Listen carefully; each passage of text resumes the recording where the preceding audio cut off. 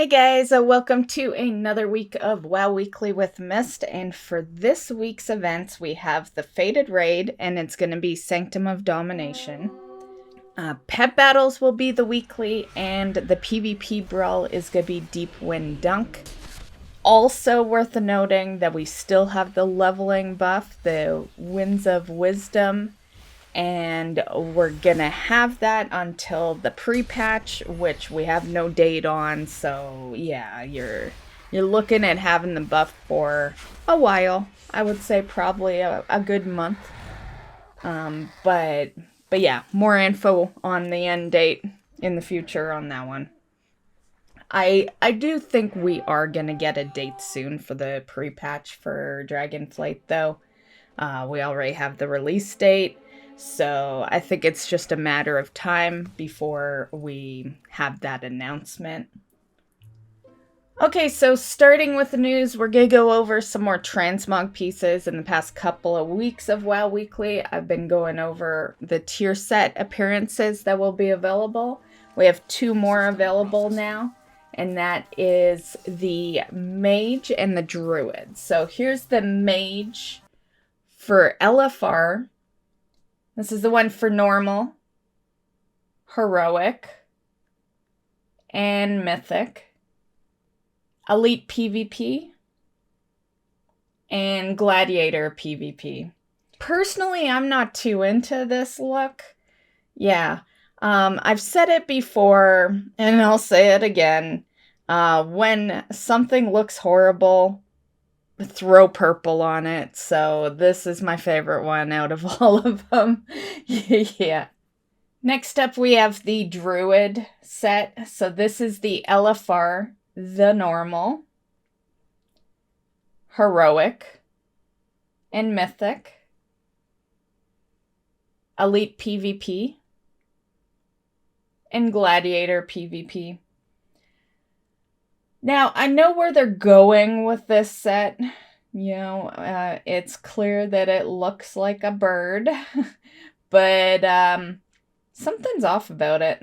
You know, there's something, I can't quite put my finger on it, but there's something that just seems not right with this set. Okay, so next up, let's talk M+ for a bit. So we did discover what the new affix is going to be. It's going to be called the Thundering, and it says, while in combat, players are periodically caught in Raszageth's unending storm. As the storm passes, players discharge excess energy that can damage and stun allies. And yeah. Doesn't seem like too bad of one. In small print here it says, we don't know much about the affix aside from the tooltip, but it sounds a little bit like Quaking and Prideful combined. As this is the first pass of the seasonal affix, it may change again going forward as Blizzard iterates on the seasonal fix. Yeah, a lot of people aren't going to be happy that it's feels like quaking with something. People hate quaking just on its own, let alone it combined with something. Me, I'm not too concerned, but then I don't do 20+ keys, right? I kind of stop at what you need for the mount. And while we're on that topic, let's talk on that next. Blizzard has upped what your reward will be for the level, and what I mean by that is typically your gear stops at 15, and then anything you do after 15s is kind of bonus. You're just more or less bragging at that point that you can do higher than a 15. Yeah, so now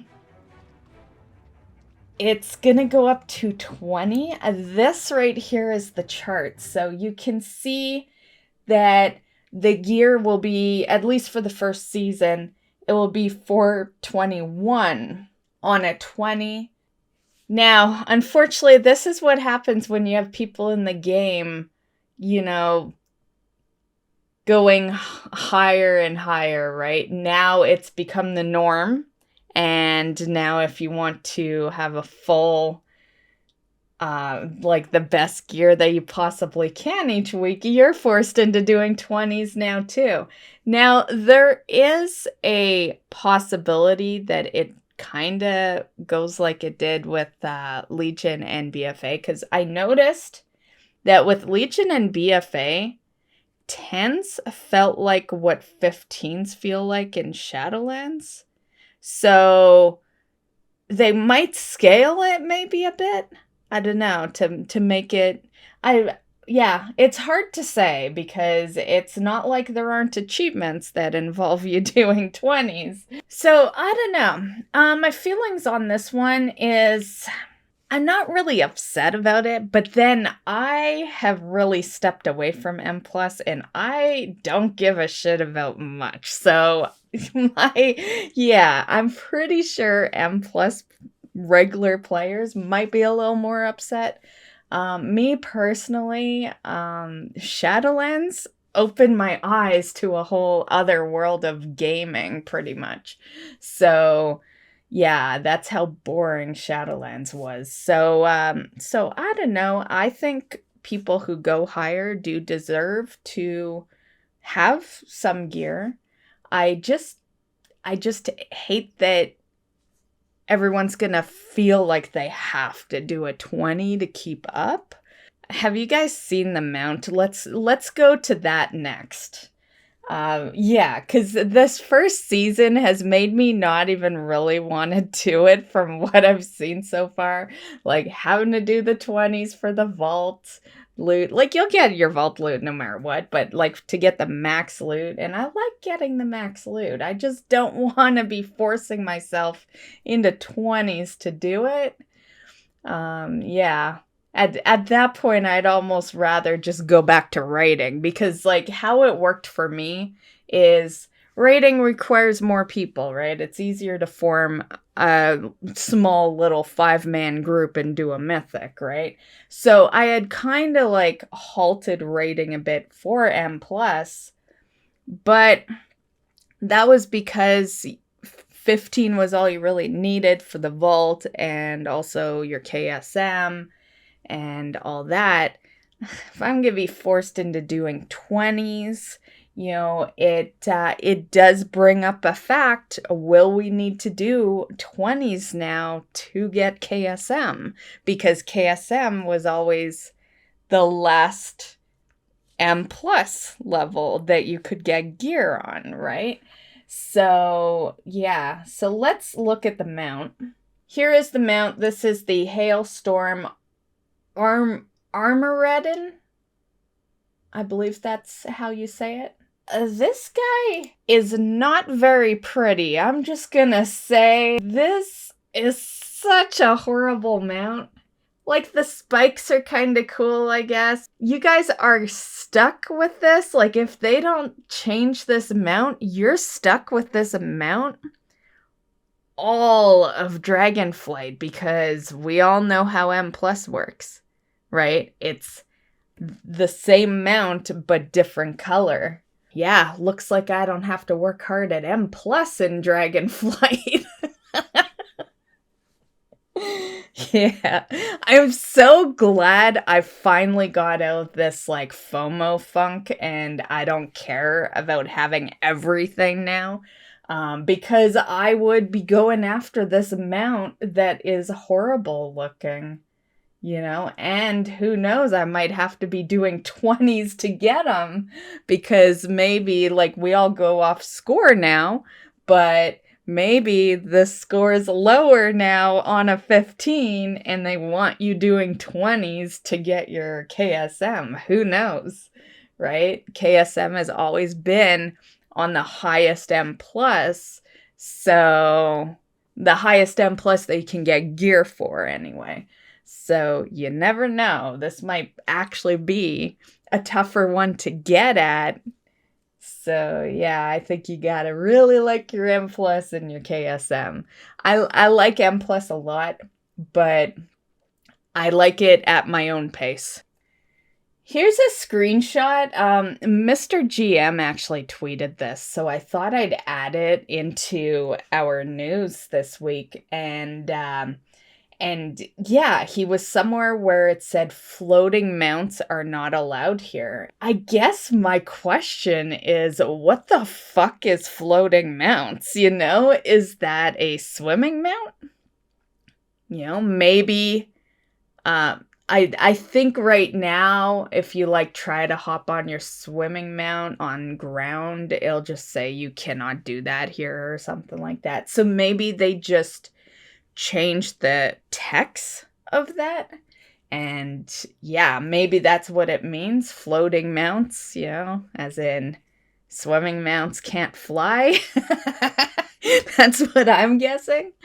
But yeah, I guess I'm just kind of wondering, like, my mount I'm on right now that you see in the video is technically floating in the air, right?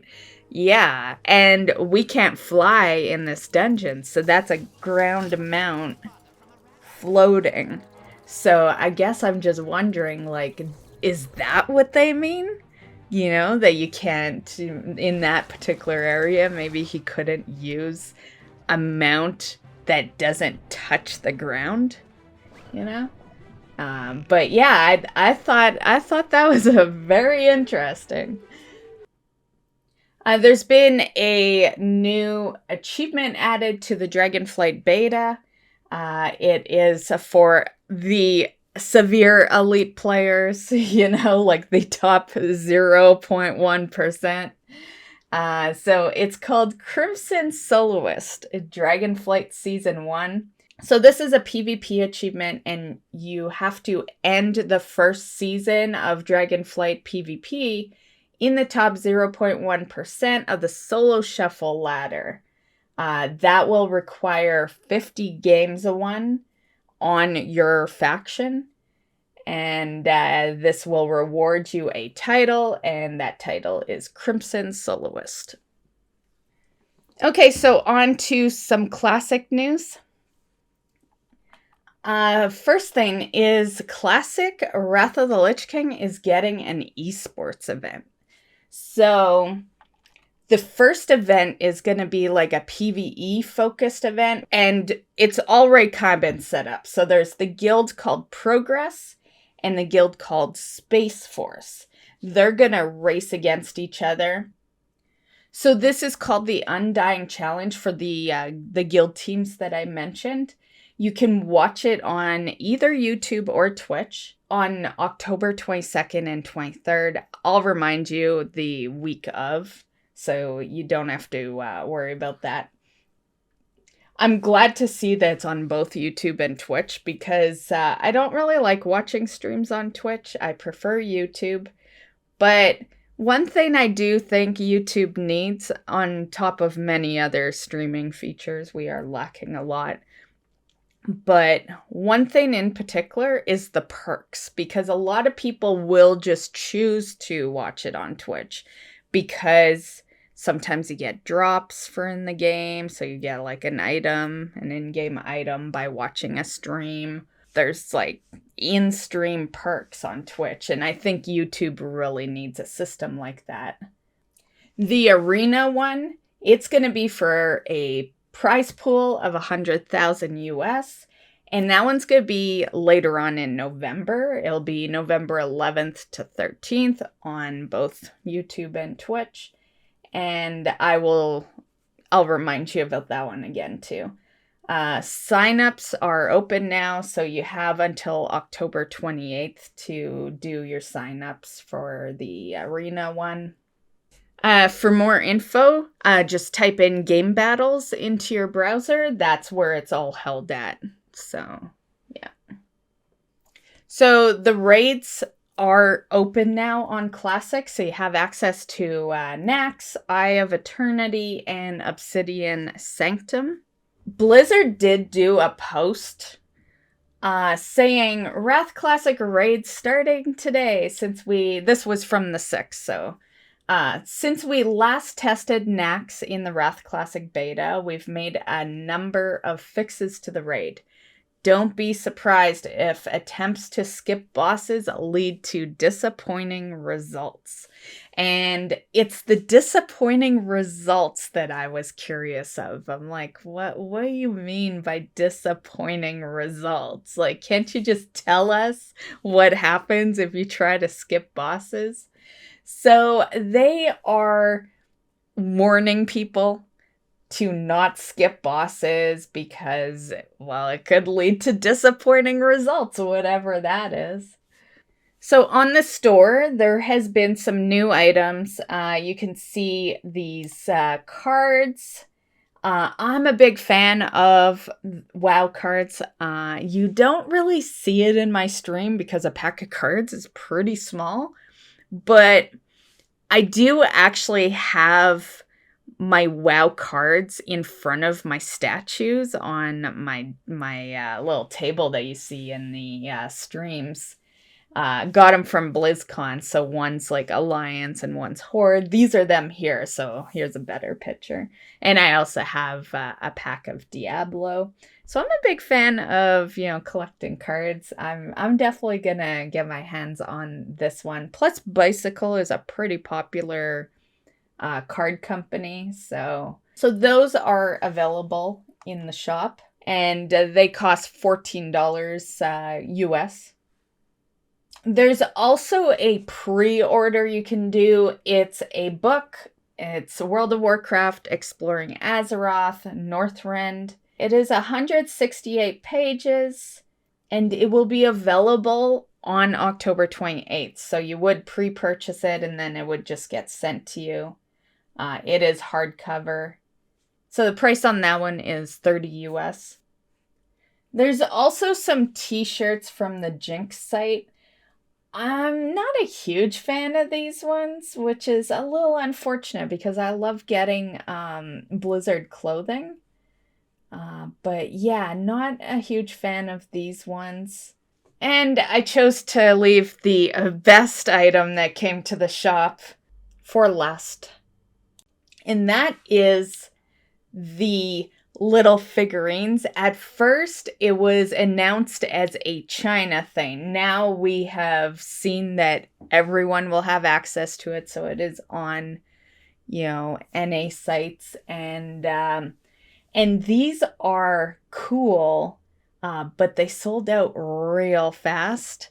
When I first came to the site, the full series was already sold out, but there were still some single boxes. Now that I'm doing the video, which is on Sunday, everything's sold out. Yeah, absolutely everything. So this is going to be a hot item, and I guarantee you it's sold out because people are buying them to sell them on eBay.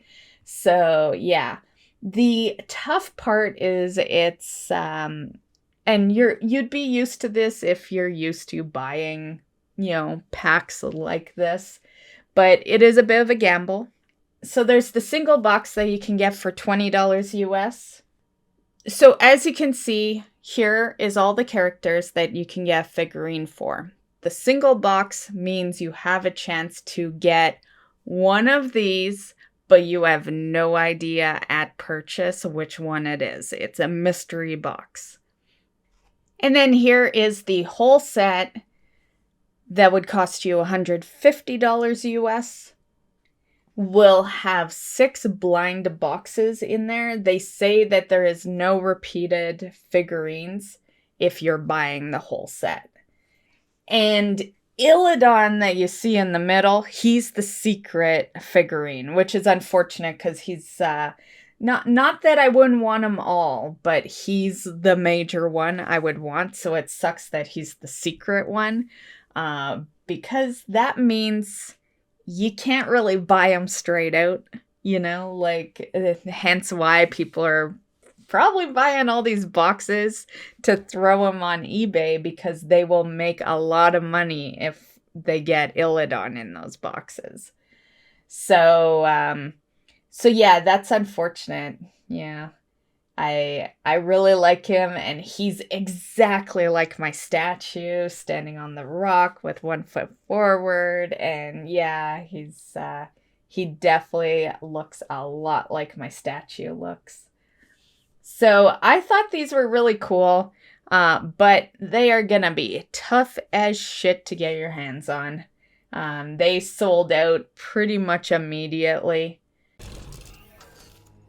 And that concludes the news video. As far as my goals and accomplishments, any accomplishments got done in Overwatch 2, honestly. That's where I've been all of pretty much this past week. But as far as goals, after 2 weeks of basically not streaming any retail, I am gonna finally bring retail back to the streams. So we'll have some mount runs, we're gonna have some leveling. I want to make good use of the buff that's in retail right now. I've got 3 allied races that I still need to get their achievement for. So the goal isn't to get them to 60, but I want to get them to 50 so that I knock out that achievement. And then I'll figure out what I want to do from there. But that's going to be 2 on Horde, 1 on Alliance, Zandalari, Nightborn, and Kaltiran. All the rest I've leveled them in the past. So yeah, that's my plan for the week. And as far as Classic goes, I was on the path to 80, and I had goals for that, but then Overwatch 2 launched, and I didn't think it would drag me in like it did. So yeah, I just like was instantly back to being hooked to Overwatch again, you know? So yeah, I didn't want to play anything else. And yeah, so because of that, I halted my progress. I think I'm 77 or 78 for level. And I will finish that, but after the retail buff is gone. I don't want to waste that buff away, and really there's no buff over on Classic. Everything's, you know, leveling the natural way. So if I'm gonna level the natural way, I'm gonna do it when there's not like some huge perk on, you know, my main game. So that's the plan. We'll be in retail until that buff vanishes, and which is basically until they release the pre-patch, which we should be getting a date fairly soon for. And yeah, and that's all I got for you guys. So have fun doing whatever you're doing, and we'll see you in the next one. Bye, guys.